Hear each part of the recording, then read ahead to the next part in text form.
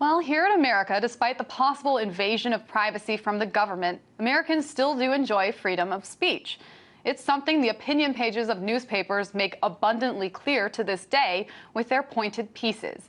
But before you let their minced words sway your political opinions, the context of the article's author is also important. The Wall Street Journal is arguably one of the most respected newspapers in the U.S., one with well-known conservative stance. But it turns out 10 of its op-ed writers, the ones who railed against President Obama relentlessly during his tenure, are actually Mitt Romney's advisors. An interesting fact that the newspaper failed to disclose. So is this another example of subjective journalism, or are the opinion pages fair game? For more, I'm joined by Jeremy Holden, Director of Research at Media Matters. All right, so let's start off, Jeremy. I just want to start by naming some names of this Wall Street Journal saga.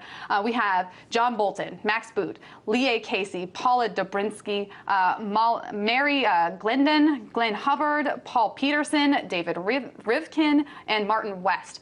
All of these people are Romney campaign advisors. And other also op-ed writers, like I mentioned. But yeah, like I said, the Wall Street Journal tends to be conservative, so what's the big deal? Well, there's no big deal in the Wall Street Journal having conservative writers in their editorial pages. The problem becomes one of disclosure, of giving the reader the relevant context to choose for themselves how much of a grain of salt they need to take this analysis with. I think with somebody like John Bolton, people can look at it and say, like, well, it's pretty clear where John Bolton's coming from. But at the same time, it's worth knowing when he's opining on the election, when he's opining on President Obama, it's worth knowing, it's worth letting the reader know that he's also advising Mitt Romney. He has a stake in the outcome of this election. Well, and we've seen John Bolton frequently on Fox News, so it really isn't a secret. Knowing, in his case anyway, that he does lean to the right. But some of these other people, I mean, unless you're really paying attention to the article names, you're not going to know why this person has that opinion, and it's not going to be put in context. And that's what you're saying is important, right? Yeah, that these people are advising Mitt Romney. So they're giving you advice. They're on the Journal's editorial pages, writing columns critical of the Obama administration, touting something that Mitt Romney is trying to do. It's important that the reader know that this person has a vested interest, that this person, readers don't know who Max Boot is. And if the Wall Street Journal tries to say that this is just some former undersecretary, he used to have service in the government, that doesn't mean anything in the context of this election. This person is a Mitt Romney advisor, and that's what the Wall Street Journal is not telling its readers. And they have gone well beyond the election season and beyond just criticizing President Obama. They've actually gone to praise Mitt Romney. So they are using their opinion pieces in order to be able to bolster up another person. And maybe what you're saying is that they could just use a little disclosure line saying, hey, by the way, I work for Mitt Romney. And let me ask you this, is this free advertising, free political advertising for the Romney campaign? Well, we talked to some editors from across the country, current and former editors at major newspapers, and they all said that this is like kind of shameless, that the Journal is hiding this information, and one of them actually said that it's getting to the point where the Wall Street Journal needs to put a disclosure note on the top of its editorial page saying that the Mitt Romney campaign approves of these pages. And I mean, but it is the opinion page. We do know where to go and where not to go, just like with CNN and Fox News and MSNBC and all those other channels.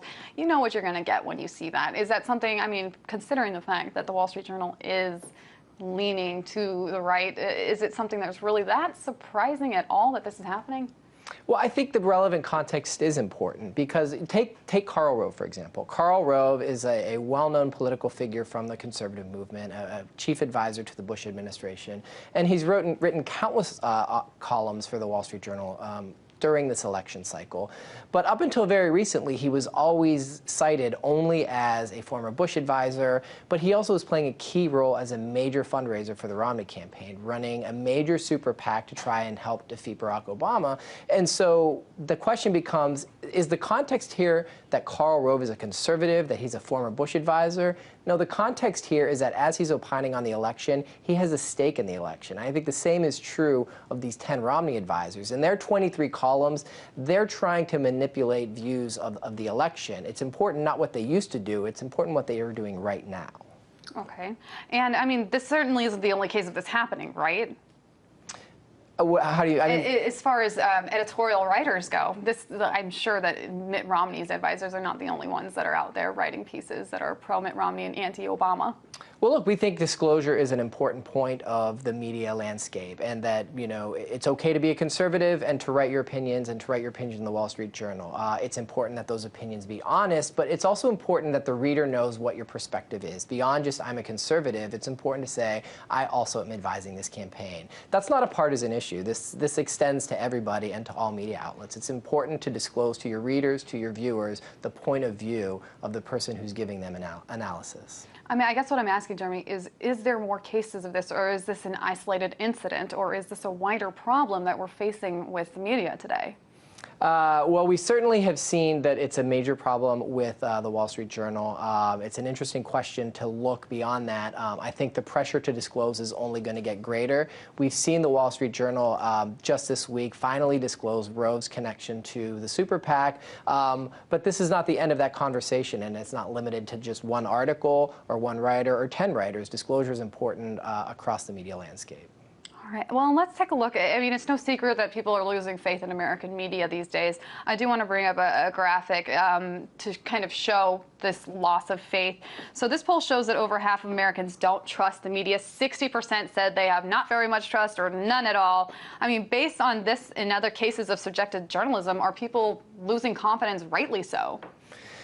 I don't think there's any question that people are losing confidence in the media. The numbers that you cite kind of bear that out. I think going back to this issue of transparency and disclosure, I think this is a way that media can help get the public trust back by saying this is the perspective that this particular writer is coming from. It's important to note that this issue of disclosure is not just on the editorial pages of the Wall Street Journal, right? We were talking about Karl Rove. They've quoted Karl Rove, they've quoted his super PAC in the past without making the connection that this person is on the payroll here. He also has a vested financial stake in this election. So this does extend beyond the kind of subjective editorial pages. And I think it is important, if the media wants to gain back the public trust, that they treat the public, they treat their readers and their viewers with honesty. And I do want to take, we just have about a minute left, I do want to take a closer look at the Fox News, MSNBC, and CNN really quickly. So Fox News is doing phenomenally in their ratings. They're blowing it out of the water. On the other hand, you have CNN, they're flopping. They're kind of trying to switch things around so that they can try to keep above the water. But, I mean, we know that Fox News sways right. We know that MSNBC sways left. Some critics have said that CNN simply transcribes what is going on in the world, and that's not journalism anymore. I mean, do you have to have commentary in order to be successful these days? I think CNN has had commentary in the past. They certainly appear to be in a transition phase right now. I'm not sure that going after the Fox News Sean Hannity model is the way to go. Let's keep in mind that CNN are the people that brought us Lou Dobbs and Glenn Beck. And so there has to be a way to present information to the public in a way that grabs viewers.